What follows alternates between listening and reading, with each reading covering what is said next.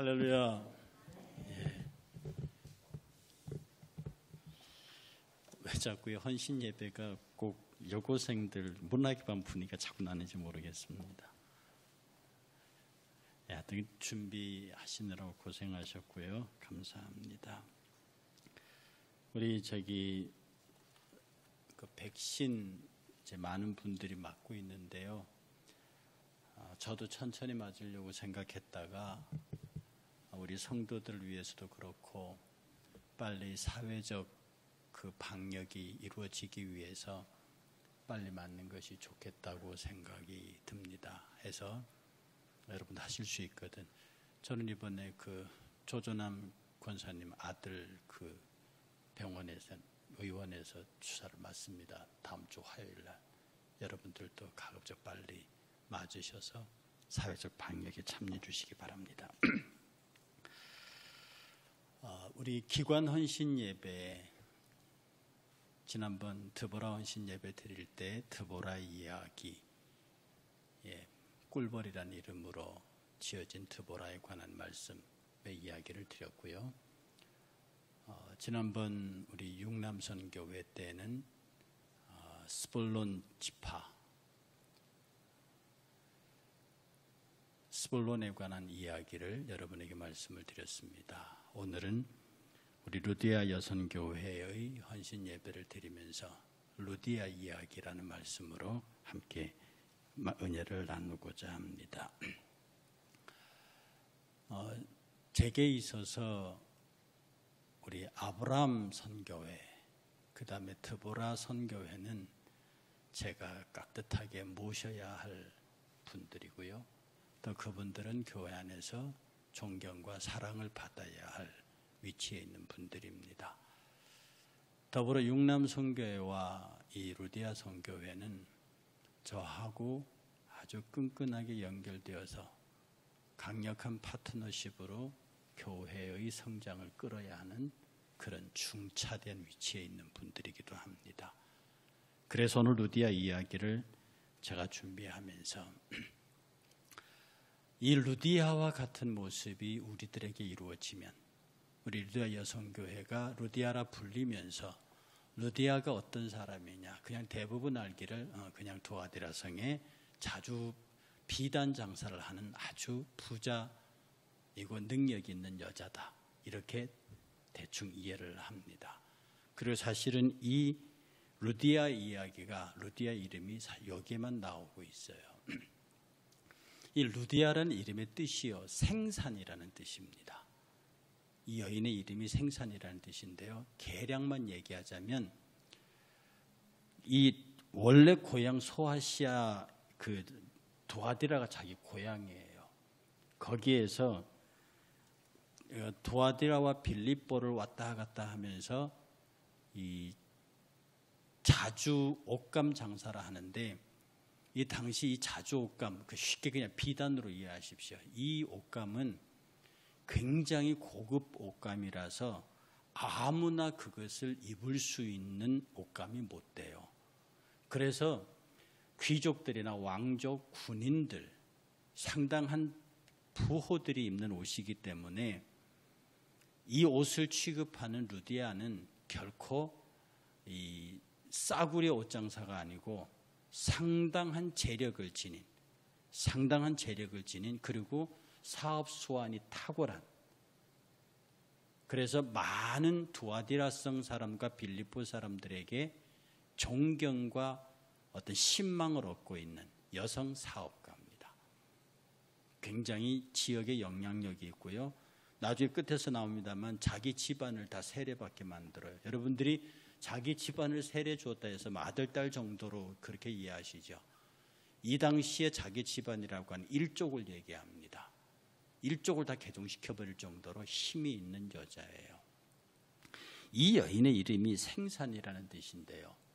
저는 구약에서 이름은 굉장히 중요한 의미를 갖습니다.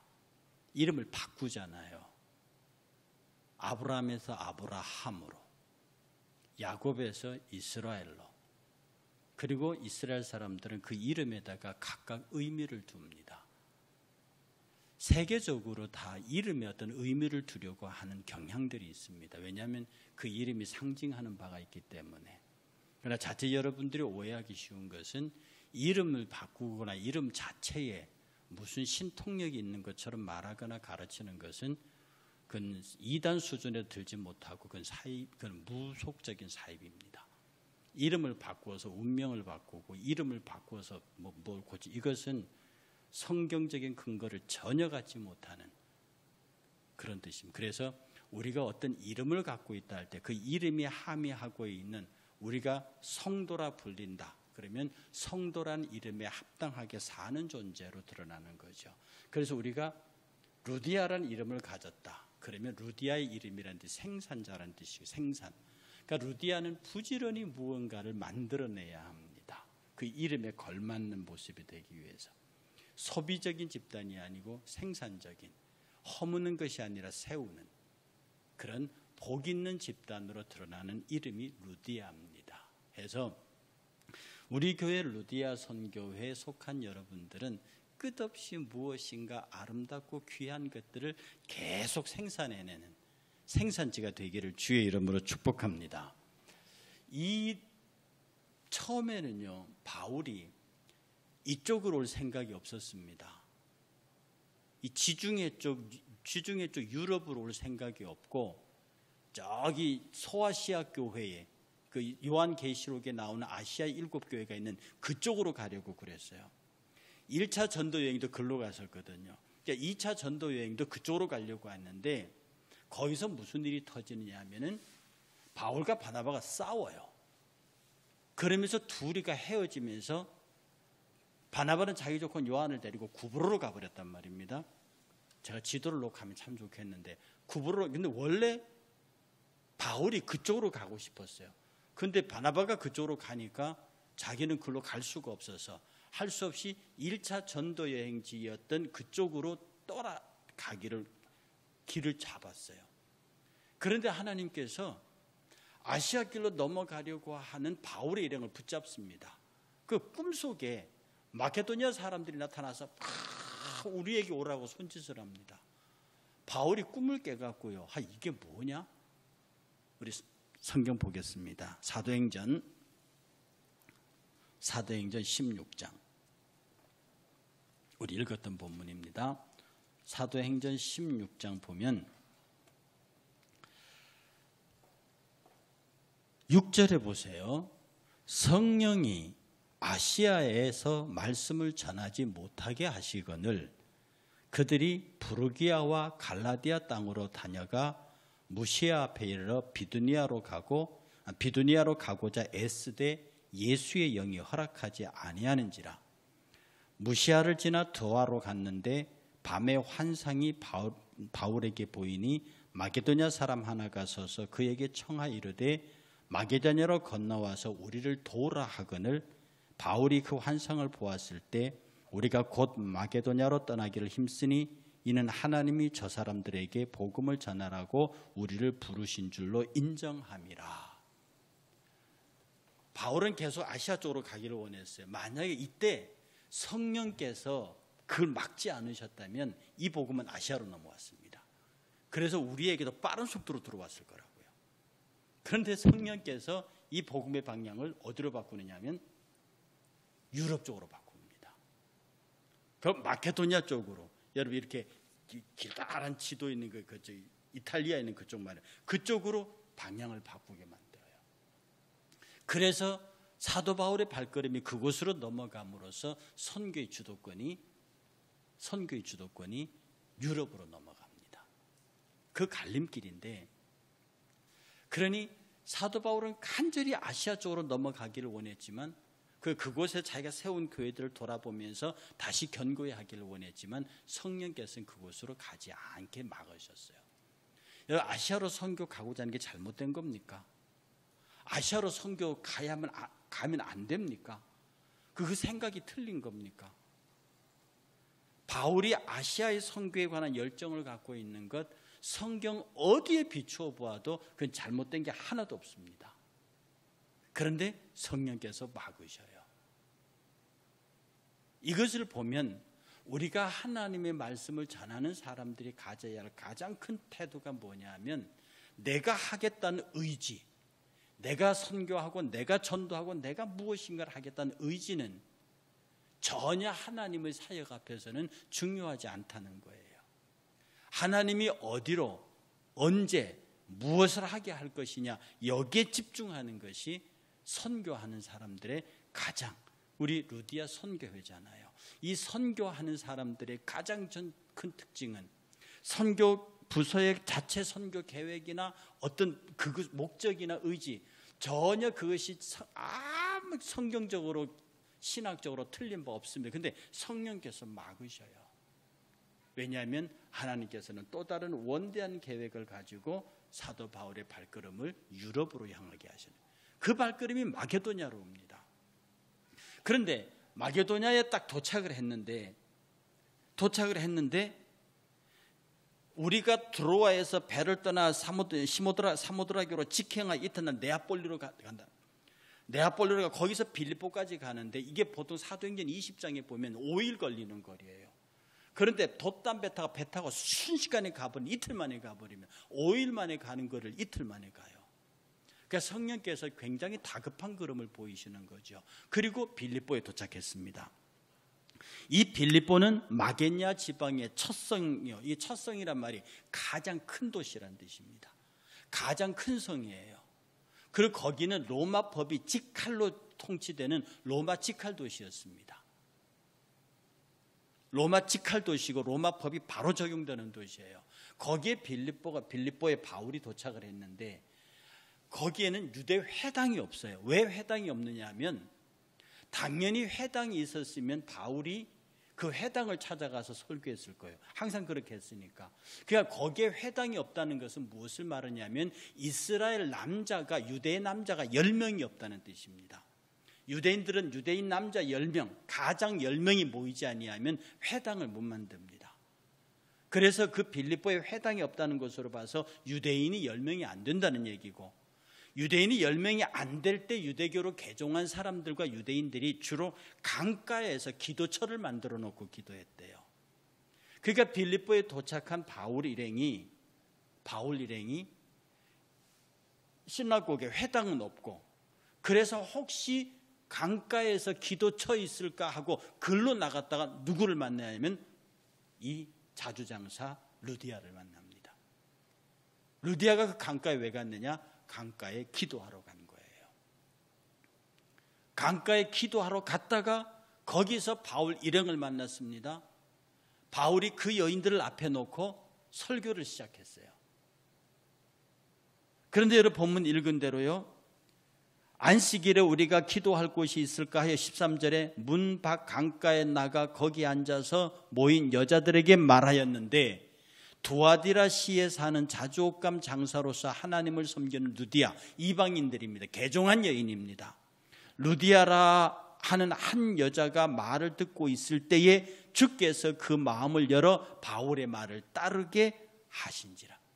거기서 기도하러 나왔던 루디아가 바울의 이야기를 들을 때에 하나님께서 그 루디아의 마음을 여셔서 그 말씀을 듣고 가슴을 뜨겁게 하시는 겁니다. 그 다음에 일어나는 일이 뭐냐 하면 그와 그 집이 다 세례를 받아요. 루디아가 사도 바울의 설교의 은혜를 받고 자기가 이미 유대인으로 개종했지만 그 유대교회에서 전체 자기 일족을 전부 개신교가 아니라 이 예수교로 개종을 시킵니다. 복음으로 다 개종을 시켜요. 그리고 그 다음에 한 것이 뭐냐면 바울 일행을 전부 자기 집으로 청하여서 거기에 유하게 합니다.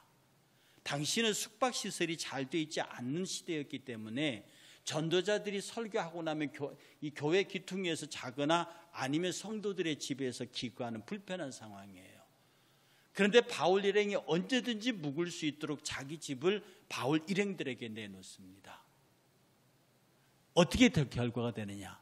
결국 두아디라 성의 자주장사 루디아가 내어놓은 그 집이 빌립보 교회가 됩니다. 그 집의 터가 나중에 교회에서도 가장 자랑스러운 교회로 불리는 것 중에 하나는 빌립보 교회가 바로 자주장사 루디아의 집입니다. 온 가족이 다 세례받고 그리고 자기 집을 내어놓고 바울의 선교 사역을 돕고 자기의 집을 교회가 되게 만드는, 그래서 빌립보 교회의 첫 성도, 유럽의 첫 성도가 되는 그 영광을 차지합니다. 저는 이 루디아의 이야기를 쭉 정리하면서요, 하나님께서 바울의 발걸음을 마게도냐 쪽으로, 환상 가운데 마게도냐 사람이 우리를 와서 도우라고 그렇게 말할 때 그 환상을 따라서 뒤도 안 돌아보고 아시아를 버리고 유럽으로 들어갑니다. 정말로 바울은 아시아에 대한 열정이 대단했어요. 오늘 우리가 이 예배를 드리면서 선교에 대한 얘기, 전도에 대한 얘기를 다짐하고 할 적에 우리를 어느 방향으로 이끌고 갈 것이냐 하는 성령의 인도하심에 대한 예민한 감각이 있어야 합니다. 우리가 기도해야 하는 이유가 거기 있습니다. 그냥 모여서 머리를 맞대고 생각하면 계속 아시아로 가자고 그래요. 왜? 우리가 한번 갔다 와 봤어요. 두 번째 가면 더 잘할 수 있어요. 첫 번째 때 미진한 게 많아요. 그리고 아시아 거기가 끝이 아니에요. 그 다음에 또 있어요. 그러니까 우리가 계속 가던 길을 다져놓고 그걸 바탕으로 더 넓게 나가자. 굉장히 합리적이에요. 그런데 하나님께서는 아시아를 거기서 단절시키고 유럽으로 넘어가게 하세요. 하나님께서는 유럽을 향하여 세우신 특별한 계획이 있습니다. 여기서 제가 무슨 생각을 하냐면, 여러분, 세계 5대 종교가 다 어디서 불교가 아시아 종교입니까? 유럽 종교입니까? 아시아 종교거든요. 힌두교가 아시아 종교입니까? 유럽 종교입니까? 아시아 종교입니다. 기독교가 유럽 종교입니까? 아시아 종교입니까? 예, 아시네. 이게 아시아 종교입니다. 기독교, 유대교, 마호멧, 불교, 힌두교 전부 다 아시아에서 출발했습니다. 그런데 세계적으로 강성한 나라, 경제적으로 강성하고 군사적으로 강성한 나라는 아시아인가요? 유럽인가요? 예, 참 묘한 게 유럽입니다. 로마. 그리고 그 유럽을 지극정성으로 섬긴 대륙은 어디입니까? 그게 아프리카입니다. 그런데 노아의 세 아들이 하나님 앞에 함, 셋, 야벳이 있잖아요. 이 셋이 나중에 축복을 받을 때 어떻게 정리되냐 하면, 셈의 장막에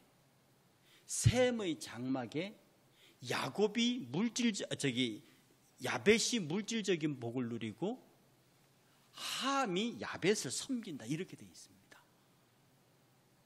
저는 그걸 보면서요, 셈족이 누굽니까? 이 아시아계입니다. 이 아시아계의 장막이요, 모든 종교가 다 아시아에서 나와요.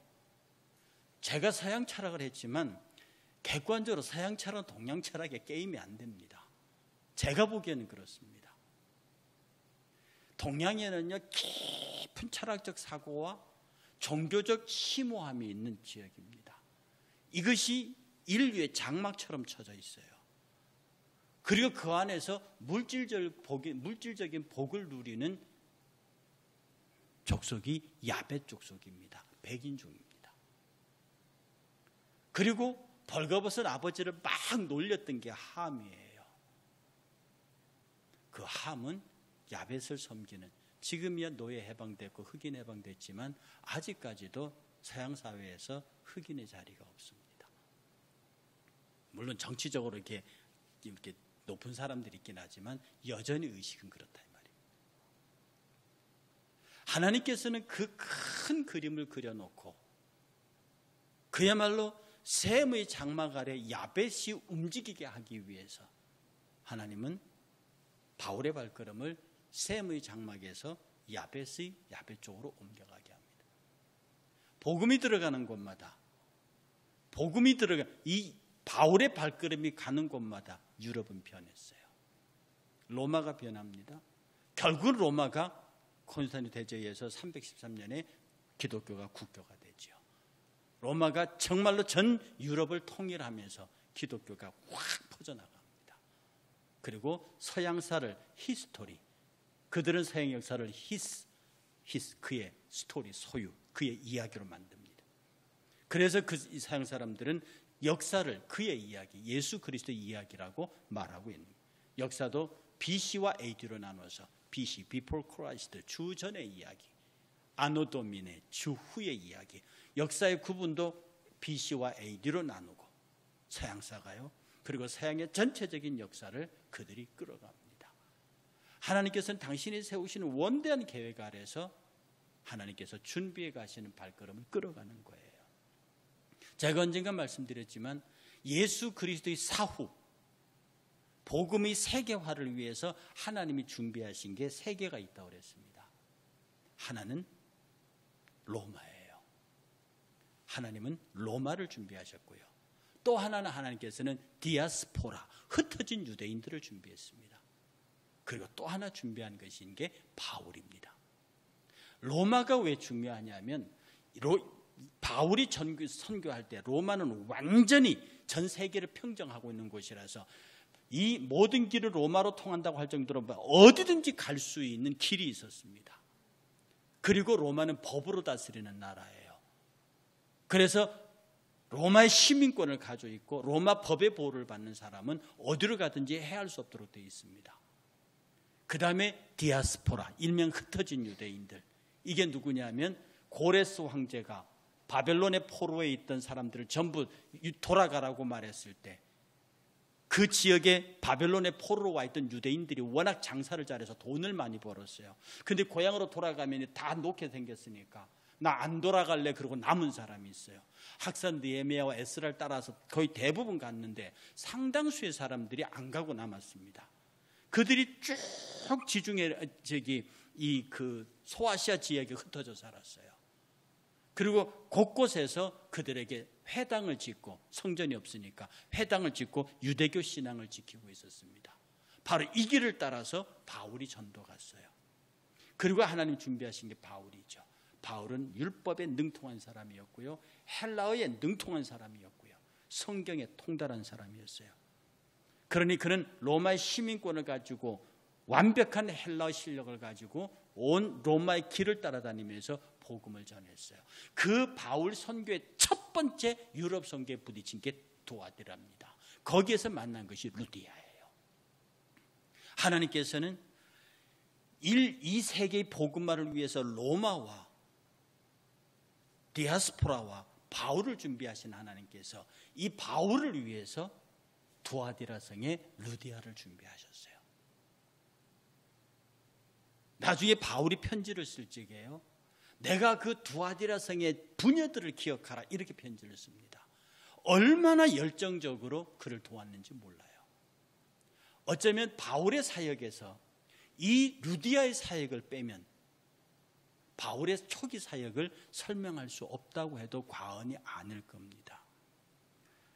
실제로 유대교는 남자들 중심으로 움직이지만 한국 기독교는 여자들이 움직입니다. 지금 여기 앉은 숫자만 해보세요. 남녀 숫자 비교해 보십시오. 8대2입니다. 우리 주일 단체 예배도 그렇습니다. 실제로 한국 교회를 움직여가는 것은 여성들이고요. 그 중에서도 지금 한국 교회는 50대와 60대가 이끌어갑니다.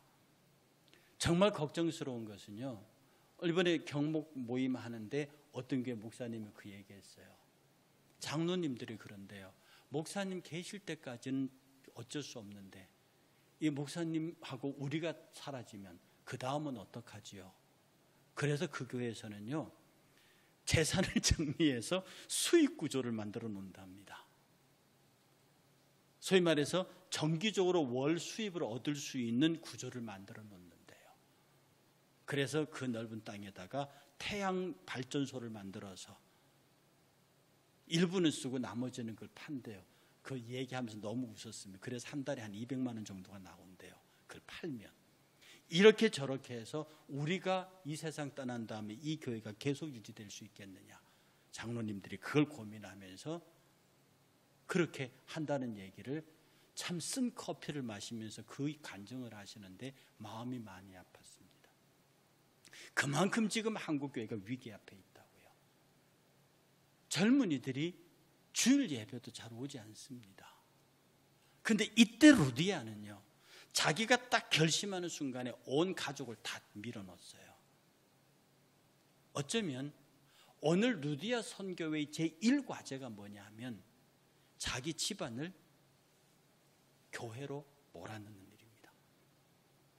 정말 루디아이고 루디아 선교회이고 루디아 뜻을 받들 수 있다고 하면 루디아가 가장 먼저 했던 일이 자기 집안을 전부 개종시킨 일이었어요. 전부 그들에게 세례.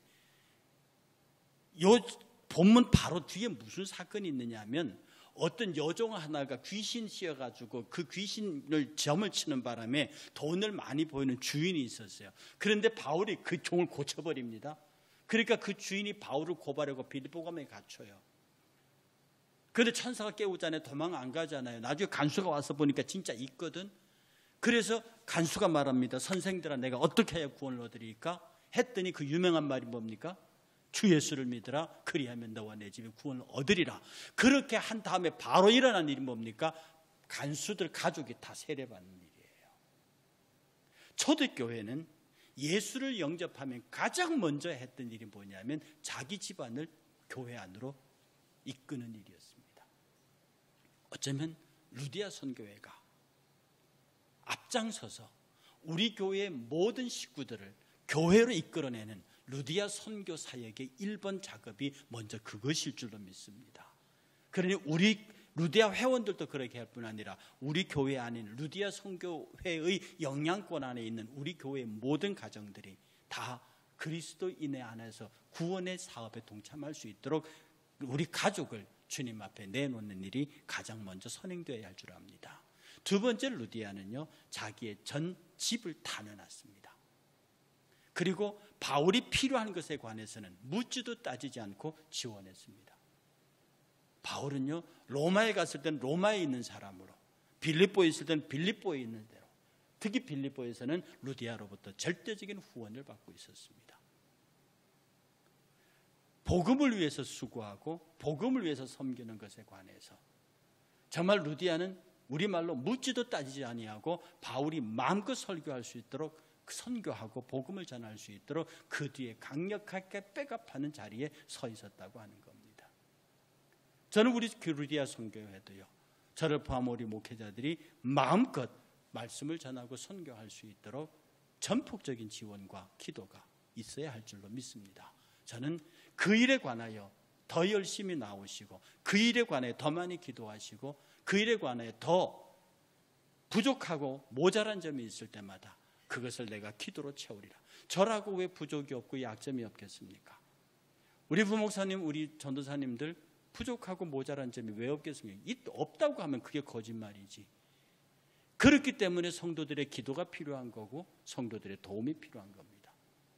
저는 목회자들에게 정직하고 솔직하기를, 모자라는 건 모자라는 거, 없는 건 없는 거, 안 되는 건 안 되는 거, 그걸 할 수 있다고 버팅기면 그게 더 이상한 것이죠. 모자라고 부족하기 때문에 성도의 기도가 필요하고 연약하고 약하기 때문에 성도의 정적인 지원이 필요한 겁니다. 해서 여러분들 끝없이 기도하고 끝없이 격려하고 끝없이 서로의 힘을 모아서 사도 바울 일행들이 훌륭하게 빌립보 교회를, 빌립보 교회가 정말 훌륭한 교회가 서거든요. 그렇게 세워져 갈 수 있도록 정말로 헌신하는 진실로 루디아의 신앙이 우리 가운데 있었으면 좋겠습니다. 그리고 루디아는요, 결국 자기 집을 교회로 만들었습니다. 저는 이 마지막 장면에서 왜 바울이 그토록 루디아를 기억하고 사도행전 20장에서 마지막 그 편지를 할 때 그 부녀들을 기억하라라고 말하냐면, 그냥 단순히 돕는 데서가 아니라 마지막 자기의 모든 것을 다 들여서 빌립보 교회가 자기 집에서 서게 만듭니다. 한국교회 역사에서도요, 처음에 자기 집에 모여서 예배하다가 그 집이 교회가 된 교회가 한국교회는 무수하게 많습니다. 초대교회 선교, 우리 한국 초대교회 선교사를 보면요, 자기 집 내놓고 자기 밭 내놓고 그렇게 해서 교회가 짓고 세워진 교회가 우리나라는 한두 개가 아닙니다. 그렇게 자기 것을 내놓아서 교회를 짓고 자기 것을 내놓아서 교회를 만든 그 시절이 교회가 급속하게 성장하던 시절이요. 교회를 섬기는 자들이 자기 것을 계산하는 그때가 교회가 내리막길을 걷는 출발점이었습니다. 우리 루디아를 포함해서 우리 교회 모든 성도님들이요, 정말로 하나님 은혜 안에서 하나님 내 집이 교회가 되게 하십시오. 내 집이 작은 가정교회가 되게 하시고 여기에서 하나님의 종이 나오고 여기에서 하나님의 중요한 직분자들이 나오고 우리 집에서 우리 가문에서 그러다 보니 우리 집이 하나님의 거대한 교회가 될 수 있는 축복의 땅이 되게 하십시오. 저는 이 루디아 이야기를 여러분에게 차분히 정리하면서요, 참 아름다운 이름이다, 생산. 그리고 그 드림이 너무 아름답다. 그 드림이 너무 아름답고 그 섬김이 너무 아름답고, 그래서 결국 주시는 하나님의 축복이 너무 아름답다. 그 이 루디아가 하나님 나라 가서 하나님 천국에서 하나님으로부터 무슨 얘기를 들었을까? 그런 루디아를 갖고 있는 하나님은 얼마나 기뻤을까? 그런 루디아의 보필을 받고 있는 사도 바울과 그 전도 일행은 얼마나 신나고 힘이 났을까? 그런 루디아 사람으로 인해서 빌립보 교회는 얼마나 용기를 얻었을까? 그렇게 세워진 빌립보 교회는 얼마나 하나님 앞에 놀라운 축복의 역사를 이어갔을까? 그렇게 루디아 이후로 빌립보 교회에 대한 이야기를 제가 영감으로 쓴다고 하면 놀라운 기적의 역사, 놀라운 축복의 역사, 놀라운 사랑의 역사들이 빌립보 교회를 계속 이어갔을 것이라고 하는 것입니다. 오늘 우리 일산교회도 루디아 소속 성도들의 헌신을 통해서 우리 교회 전체가 각 가정이 교회가 되고, 그리고 여러분들의 헌신과 기도로 목회자들이 마음 놓고 하나님의 말씀의 사역을 감당하고, 그리고 여러분의 드림이 바로 이곳에서 빌립보 교회 버금가는 일산교회가 세워지고 만들어져 가도록, 그리고 이 교회를 오고 오는 후대에 물려줄 수 있도록 그렇게 힘있고 멋있는 우리 선교회가 되시기를, 그리고 여러 선교 회원들이 루디아의 축복에 참여하는 은혜와 복이 있으시기를 주의 이름으로 축복합니다.